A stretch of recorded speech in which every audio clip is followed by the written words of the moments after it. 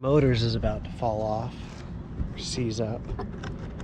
One of the two. Maybe he's got a bad bearing or something. But we'll see. Maybe it'll fall out of the sky.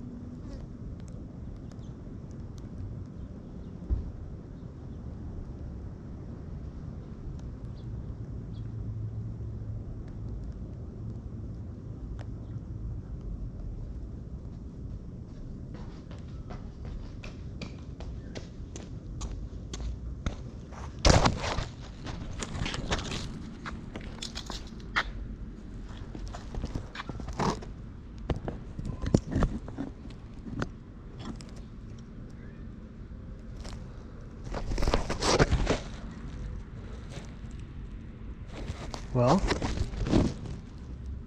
here we go. My prediction came true. Looks like our top plate is still intact, but not the bottom plate. Don't know what that wire goes to.